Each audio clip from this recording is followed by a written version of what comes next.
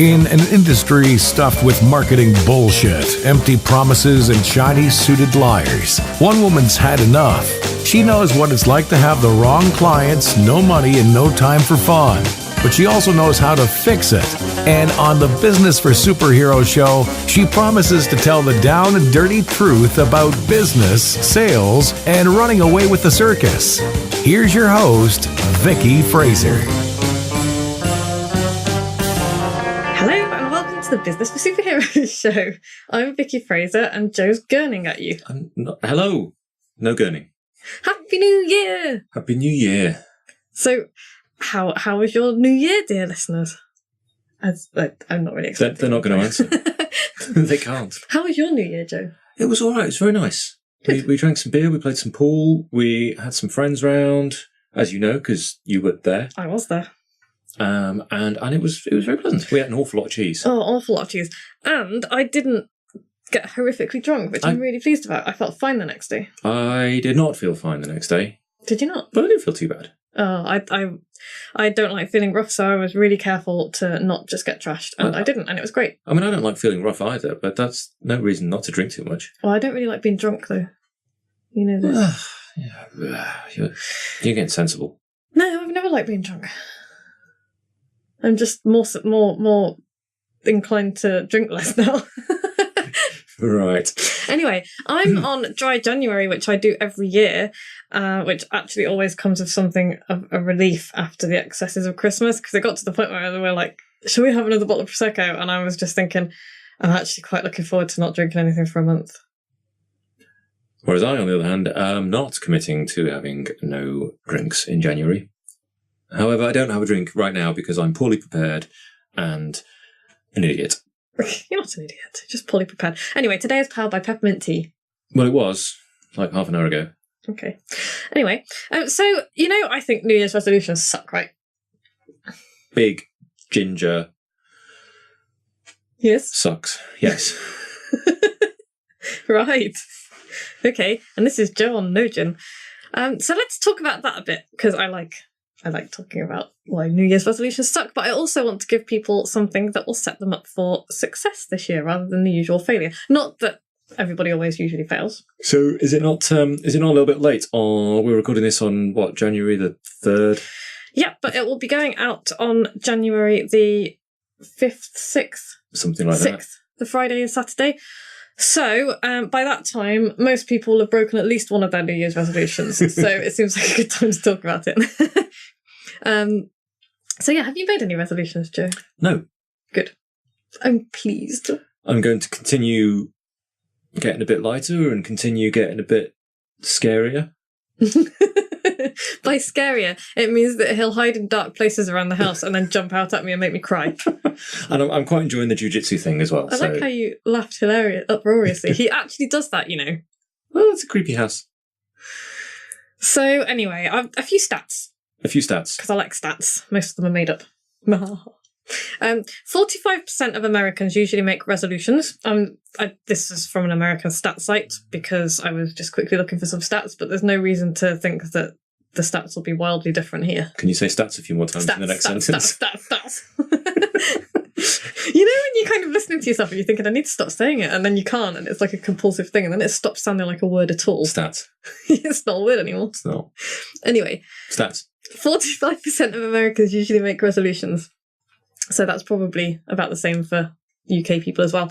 8% of people are successful in achieving those resolutions. Now, I don't like stats like this because 8% are successful. Does that mean 8% of the people who make resolutions are successful, or does that mean 8% of the resolutions made are achieved?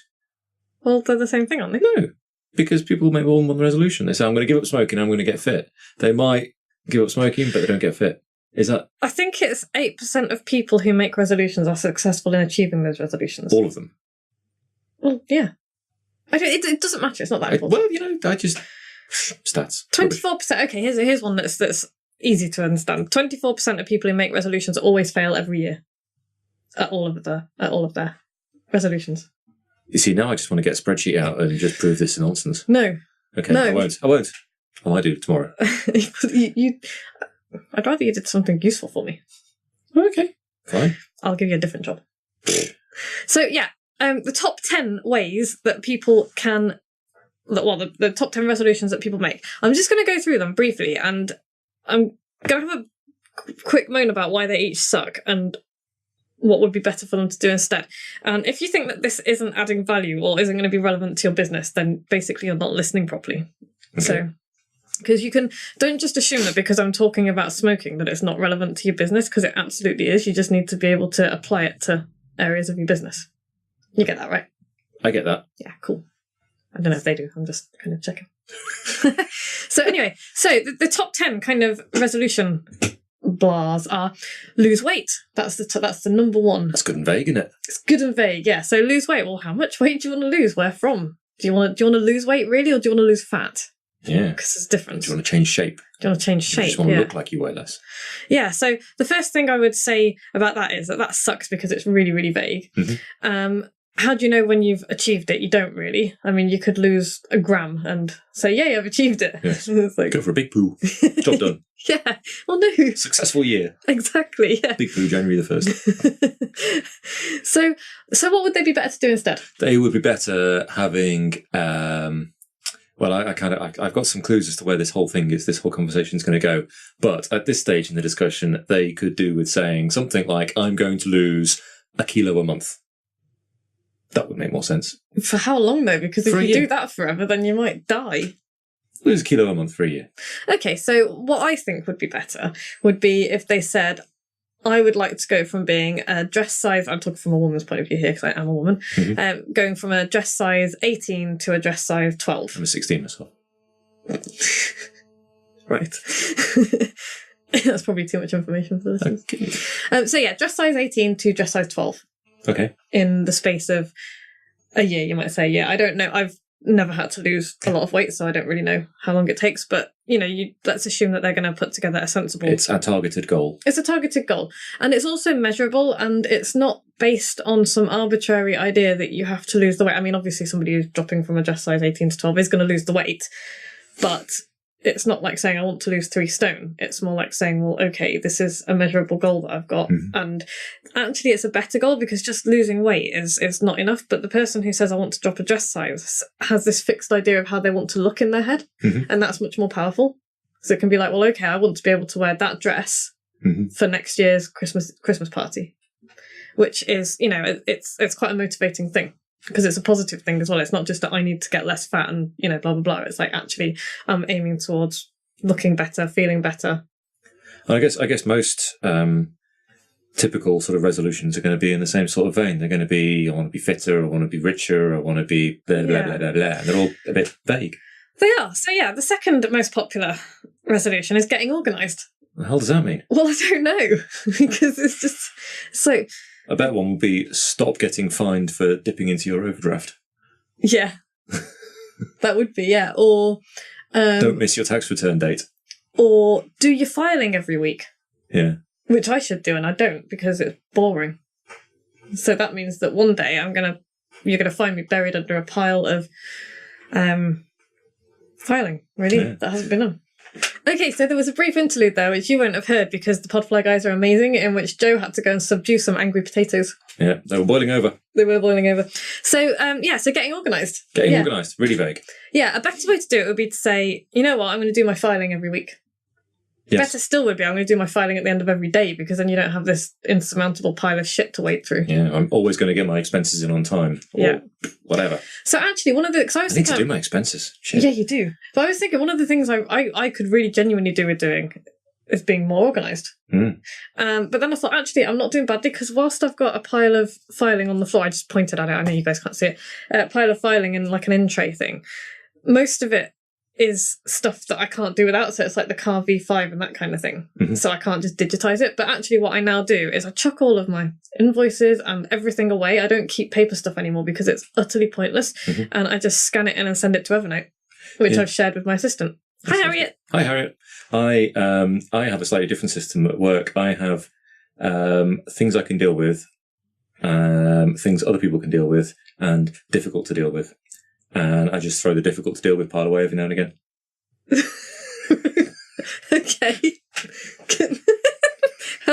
How does that work for you? It's fine. Does it ever come back to bite you? Well, no, because it's always vague nonsense. It's always the shit that you can't kind of go, I understand what you want and I'm going to do that. Oh, is that other people going, can you get me organised, please? And then disappearing. It's people who kind of ask you vague things or don't need it enough to ask you properly. Yeah. Okay, so that was a top tip.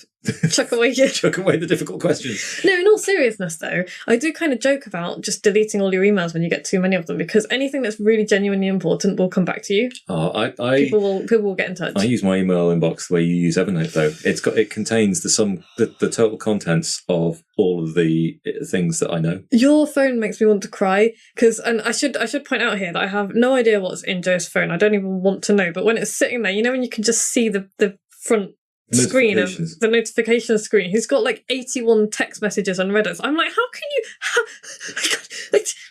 and like 100 odd emails unread? It's like just select them all and read them. You see, this is the effect that it has on me. It makes me feel anxious for you. Anyway, so number 3 was spend less, save more. Spend less. Well, it's just shit, isn't it? That's one. Spend less, save more. Spend less, save more. Balls, isn't it? Again, it's like, well, spend how much less? A penny less? $100 a week goes into savings. Whatever. Do something. Pick it sensible. Yeah, that would be much better. So I have a regular standing order set up that sends several £100s from my personal account into an ISA. Mm-hmm. Every month. I have a standing order that sends much more money than I would like into our joint account to pay the mortgage. Yes. Every month. And, anything that's left over after that is my money. And that works really, really well. Mm-hmm. And so, set up a standing order for an amount that you know that you can afford. Yeah. There's a really good quote by somebody. I want to say Winston Churchill, but I'm not sure it was. It was somebody around that era who said, most people save what they don't spend, and what you should do is spend what you don't save. Well, why? Well, because it changes the priority. The priority becomes instead of going, well, I've got 50 quid left over and it's payday, I'll put 50 quid into savings. You kind of go, the priority is savings, and that's what I've got left is what I can live on. Which is what I do. I was being sensible. I don't know who that was. I'll look that up. Yeah, probably Mark. Hi, Mark. Hi, Mark. But yeah, Mark, my buddy, is a really big proponent of saving, and he's changed the lives of many of his employees, actually. He's like helped them become debt-free. Beat them until they do it. Yeah, basically. No, but he changes the attitude, because a lot of them are very young. And the Philippines is a third world country, and they have a different attitude to money, because most of them didn't have any until they got this job. So it's like, I'm going to spend it all right now. And that's what not all young people, but a lot of young people today do. And because their attitudes to money horrify me, and not everybody, but I've met some shockers in my time. Yeah, but yeah. So here's the thing that you can do business wise. This is what I do. I put into I have 2 business accounts. I've got my business current account, which is just the account that everything goes in and out of. But then I also have a business savings account, and I put a minimum of 25% of everything that comes in goes into that savings account. And usually, actually, it's more like 50% because I don't need it all in my current account.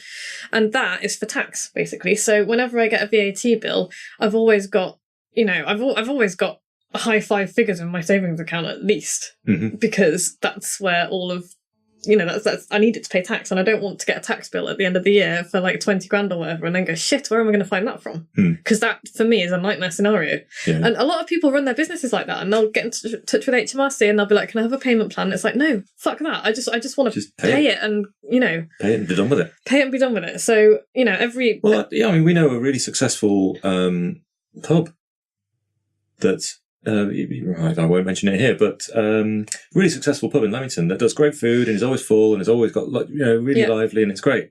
And apparently they can't pay their tax bill. That's insane. It's just mental. It is. What are you doing? That is one of the that is the first thing that you should do. It's like they say, pay yourself first and everybody else later, and that's true. But one of the aspects of paying yourself first is putting enough aside so that you can pay the taxman. Yeah. Because if you get in trouble with the taxman, you are absolutely screwed. It is not a place you want to be. It's like game over. Yeah. Return to start. Well, it's not game over, return to start, but why would you want that kind of stress in your life? You do not want to come to their attention for any reason. Anyway, this isn't what we're talking about. Well, it's a habit. Build the habit of putting 25% of your income in a bank account. Okay, fair enough. Maybe it is. So yeah. Okay, so here's the next one. Enjoy life to the fullest. Ugh. What the hell does that mean? You know what? A much better way of doing that would be when you're out at a gig or something, leave your fucking smartphone in your car or your pocket or whatever, and don't watch the gig through it. Do you remember when we went to see the Pixies? The number of people. I mean, I took a few photos, but there were people there filming entire sets, weren't there? Yeah. And it's like it's going to be a really crappy. You're never going to listen to it ever again. No, it's just I don't understand it. Yeah. And maybe stop taking selfies and instead enjoy the moment that you're in. Yeah. And that's aimed mostly at the younger people who might be listening. So yeah, that would be a better thing. Leave your phone at home. That's a good one. Staying fit and healthy. Well, I like that. It's easier to stay fit and healthy than it is to get fit and healthy. I was thinking about that when I was out running earlier, Yeah. I was like, I'm not enjoying this at all. I'm going to get fit again and then stay fit, which is what I always say. But yeah, staying fit and healthy. Well, vague. Run a marathon. Yeah. Run a half marathon. Run 5K every week. Set a weightlifting goal. Do whatever. Set a cycling goal. Whatever it is that you enjoy. Whatever it is you're doing. Yeah. But yeah, learn something exciting made me laugh as well. Because, learning to fall off a very high bridge is exciting, but also fatal. So you want to be a bit more specific about this. What kind of exciting thing? Do you want to learn a language? Do you want to learn how to fly a plane? Because Yes. that would be a good goal. Yeah. Helicopter would be better. Helicopters are tough, apparently. Yeah. Well, I can imagine they've got Twitchy. Yeah, twitchy. So quit smoking. That's a better one than any of the others, really, because it's got you know when you've done it. But Do you think? Well, I think a lot of people. Well, yeah. It's more specific than any of the others. It's more specific than the others. But you still need a plan. What are you going to do when you have finished your meal and you always used to have a cigarette? Yes. Not have a cigarette. Yeah, and just not having a cigarette is not good enough because at some point you will have a cigarette. So you need to decide, okay, what am I going to replace that cigarette with? Help others in their dreams. That's lovely and vague. How are you going to do that? Yes. Spend 5 hours a week in a food bank or do something useful. Go volunteer in a school or go and volunteer at a homeless shelter and find out what people want to do and then help them do it. That'd be a good thing to do. Fall in love again. That's you're trying to measure an outcome that you've got no control over. You can't control whether you fall in love with somebody. You can control whether you meet somebody that you're likely to fall in love with, you're more likely to fall in love with. So then your plan might be, well, I'm going to go out to an art gallery 3 times a month, or I'm going to go speed dating once a month, or I'm going to, whatever. You have a plan. I'm going to go and talk to people. If you want to meet a specific type of man who's kind of well-educated and strong and fit, you might think, well, okay, I'm gonna join a golf club, or okay, maybe not golf. Golf? I don't know. I'm trying to think of kind of a well-educated, maybe rugby. Maybe go and meet a rugby player. I don't know. Rugby players tend to be public school educated and Kind of lumpy faced though. Lumpy faced. Well, yeah, but then you've got anyway. Hello. Spend more time with family. Again, that's really vague, and everybody kind of says they're going to do that, but instead it's like, well, okay, how about every Sunday is family Sunday lunch round the table with the radio on or music on or something, but not phones and telly and eating on your knee. Yeah, or maybe every other weekend you go out on a family trip somewhere, so you'll go to a park or a stately home or whatever it is that you do as a family. It's really easy to stand up and declare that you're going to do something. And it's really difficult to actually wake up the next day and do it. Yeah. Because there's a massive difference between the two things. Good intentions are completely worthless on their own. So success requires action, people. This is those crappy, wanky, inspirational quotes. The ones that, the people that post this year is going to be amazing, blah, blah, blah. This year I'm going to do this, that and the other. And if you look at their levels of success, it's usually inversely proportional to the amount of time they post this crap on Facebook. so yeah, if you want something to change, you have to change it, basically. So how do we do that? Well, it's habits, basically. Success is simply consistency. It's ordinary things done well over and over again, not extraordinary things done once. And I think it's like the tip of the iceberg thing, when there's that meme that says success, this is what people see, and it's like the top of the iceberg, and then underneath there's years of pain and hard work. That's kind of what you see when you look at somebody like Michael Phelps, the Olympic swimmer. Mm-hmm. He's not With his big paddle feet. With his big paddle feet. Yes, he's got a good body shape for a swimmer, but so has everybody else who's at Olympic level swimming. And he's not an extraordinarily talented man. He's an extraordinarily dedicated man who has taken a habit to the extreme. That's all talent is.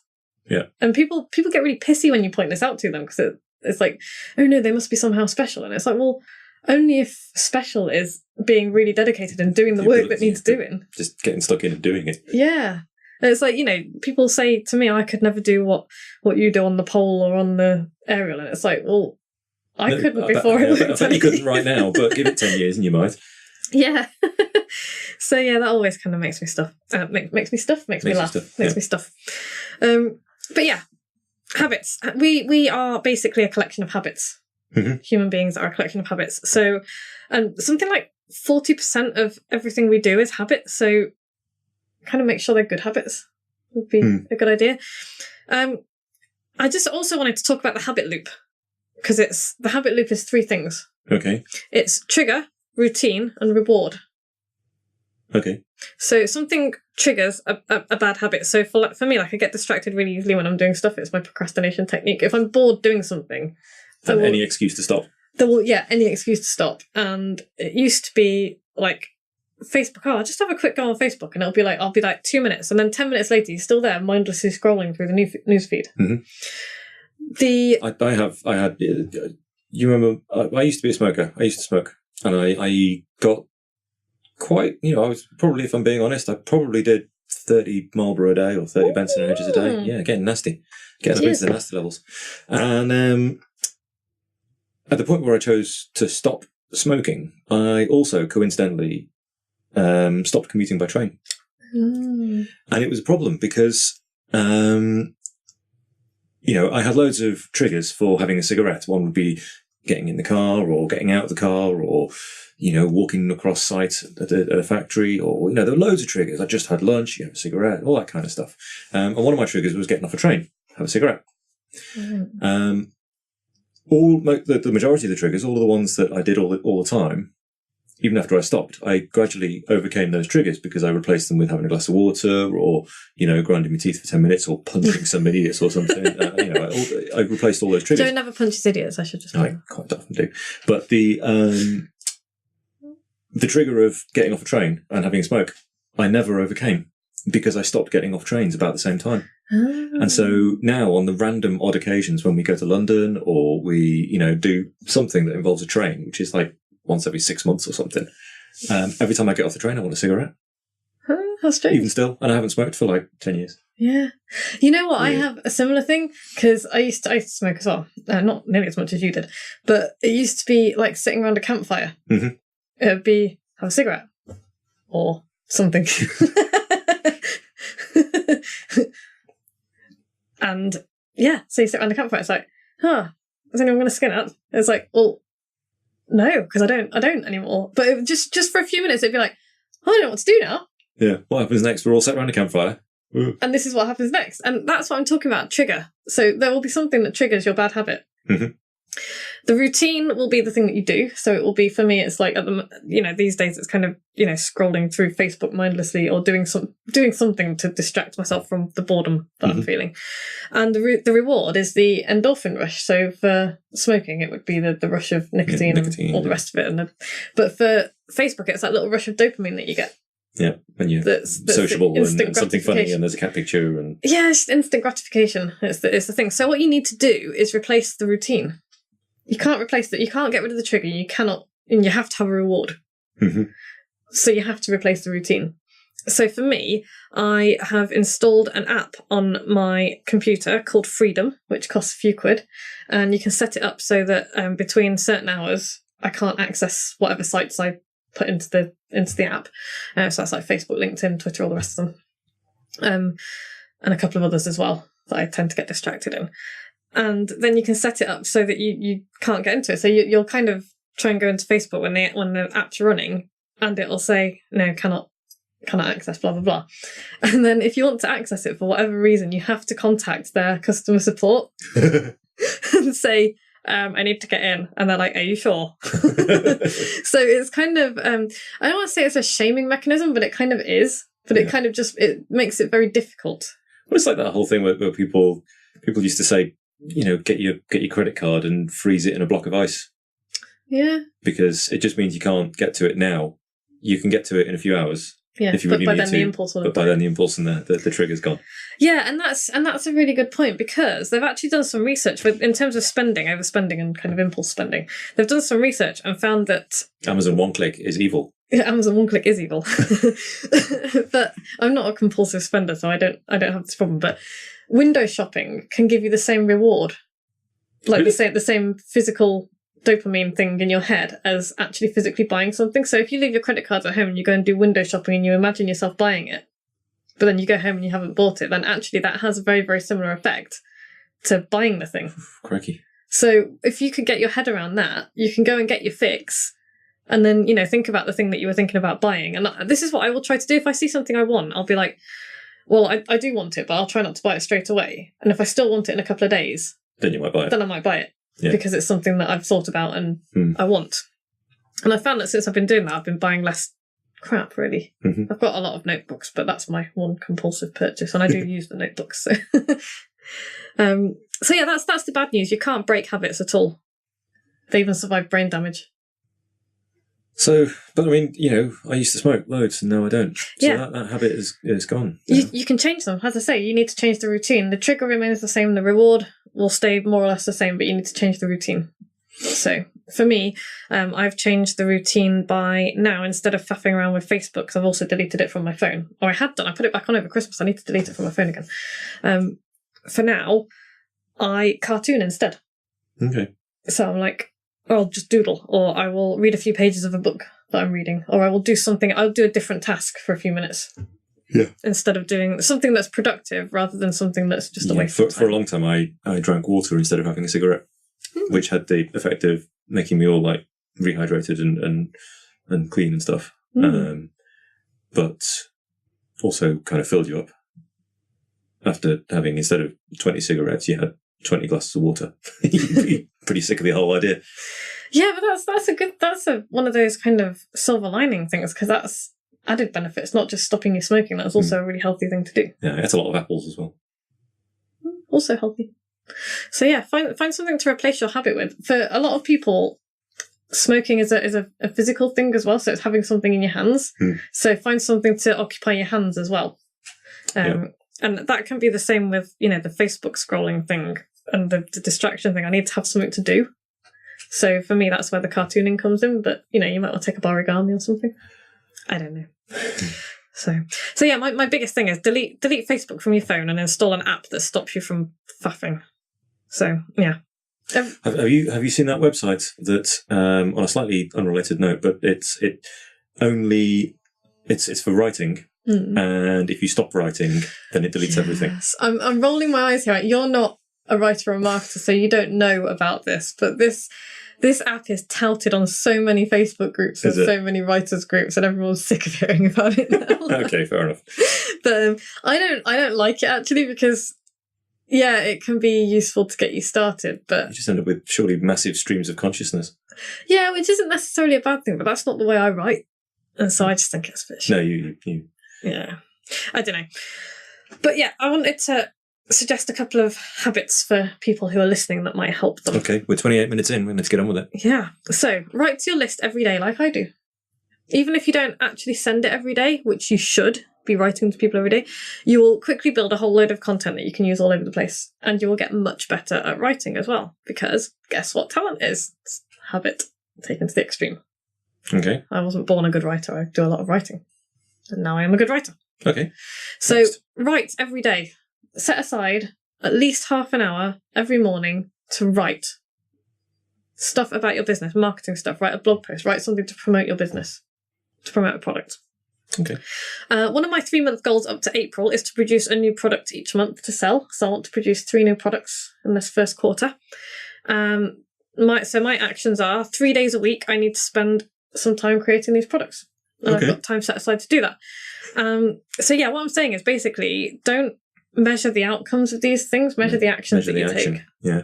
Because you can't really control the outcome, because that happens. Yes. So if your intention is to drop a few dress sizes this year, the action is not, drop a few dress sizes this year. The action is Eat less, move around more. eat less, move around more, do stuff, go to the gym twice a week, run, whatever it is. Don't eat the cake. Whatever your actions, whatever's in your control, that's what you should be doing. Yeah. Basically, that's it. Really. That's it. Yeah. Okay. No, it's not really. So yeah. What else can people do? Okay, they can join my inner circle. Oh, that would be a good one. It would be a good one. I'm kidding. No, I'm not kidding. Join my inner circle. No, I'm kidding. No, I'm not. No, seriously. Good habit number 1. It's about accountability. That's why I'm kind of dropping it in. Whether you join my group or somebody else's group, accountability is massively helpful for getting you to do the things. Yeah, for getting things done. Because if you tell somebody that you're going to do something and then they go, well, have you done it? And you go, no. And they say, why? And you say, because I was eating marshmallows on Facebook. Then you're going to look like a bit of a dick. So yeah, most people listening to this podcast will not do the shit they need to do to achieve the goals they want to achieve. That is a simple fact. It sounds pretty harsh, but it's true. It's true. People do too much reading and not enough activity. Because people mistake reading for actually getting stuff done. It is not the same. It's not the same. But I do understand. Because, I say I'm going to do stuff and then I don't do it. I do most of the stuff I say I'm going to do now, but anyway. Happy New Year. Happy New Year, everybody. So next week, good deeds to start the year. I am interviewing my Inner Circle member Lynn and one of her clients, Amy, from the David Sheldrick Wildlife Trust, and they care for orphaned elephants. Nice. Yeah. They're why I dressed up as an elephant last year and ran 10k. Splendid. I didn't realise there was an association with these people. Well, Lynn works with them, and cool. I have helped her out with a few things. Hi, Lynn. Hi, Lynn. Hi, Amy. Cool. So I get a week off. You do get a week off. And yeah, if you haven't got a copy of my book, that means you're not in the free Business for Superheroes Club, which gets you a newsletter through your door every month. And if you don't get that, you won't get the free gift that all my book readers are getting, which is an hour-long training session on CD that will kickstart your year with 5 things you can do right now to grow your business in 2017. So there you go. Right. Get a copy of my book, businessforsuperheroes.com. Buy a copy of the book, or just ask nicely. Yeah. Or if you've got one on Kindle, send me proof that you've got the book, and I will add you to the list. Somebody did that today, or I did that for somebody today. They wrote to me a few days ago. And finally, I have had 2 new Inner Circle members this week. Do you want to be the next one? You can join at businessforsuperheroes.com/inner-circle. So have a splendid week. Have a splendid January. Be good, and if you can't be good, don't get caught. Cool. Bye. Bye. Like what you've just heard? Tell your colleagues, tell your friends, send them to www.businessforsuperheroes.com/podcast.